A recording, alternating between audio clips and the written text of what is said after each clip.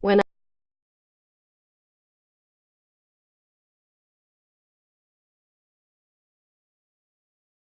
I rang Tim, Horan knew it would be me calling him.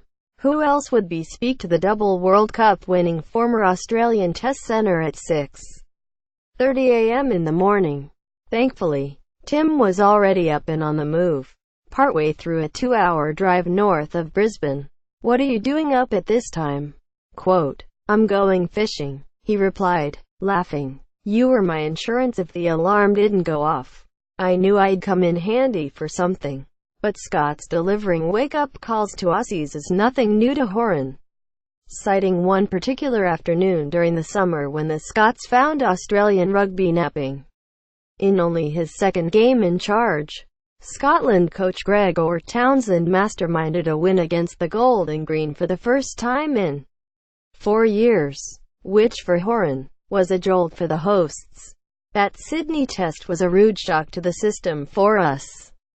About our fitness, about our skill level, about our attitude as well," claims Horan. The Scots, by the way Gregor set out his team, probably moved Australia and coach Michael Cheika forward in terms of how they now approach international rugby. So, if it backfires next weekend at Murrayfield, you only have yourself to blame.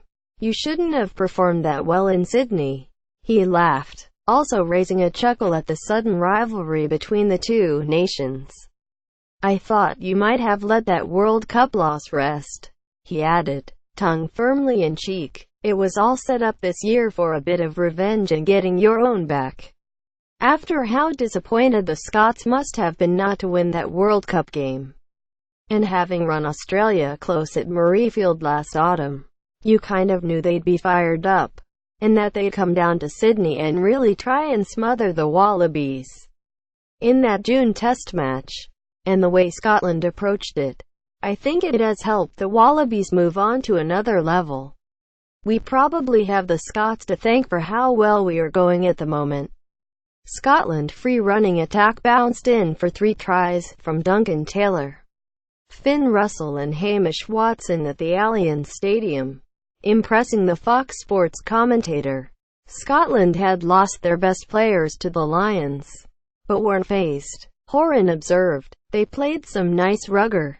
That has been a gradual process over a few years, starting with Vern Cotter. However, I think the job Gregor Townsend and his coaching team are doing has really moved the Scots on.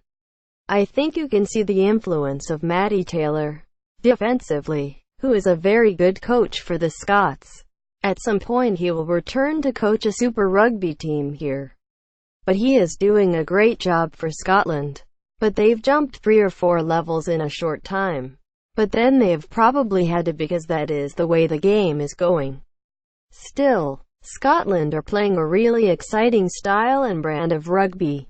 Up-tempo, quick movement and passing. The support play is flat out. And it really made the people down here take notice when they put one over on us during the summer tour. But you need that now. Everyone is looking at the All Blacks and working out how they can be like them. Just to get close takes time. So we are all catching them up. However, you can't just turn up and play like that. It's down to the bodies and the players you have. But the coaches have to give a different message as well. Gregor and his team are being listened to by the players, who are executing their instructions, and the bulk of this team will be together for a few years to come. Scotland are in a good place. Talking about Scotland and Scottish rugby, you sense there's a warmth and affection for the Scots from Horan, who won 2 World Cups in 91 and 99, a total of 80 caps, and skippered the Wallabies for a spell.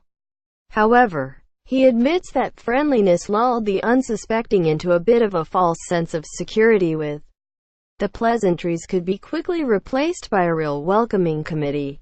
It wasn't just playing. We did some great touring in Scotland and the hospitality was just class. Wonderful. And the Scots are really passionate about the game. And knowledgeable. But I hate to say it, but I don't think I ever lost against Scotland.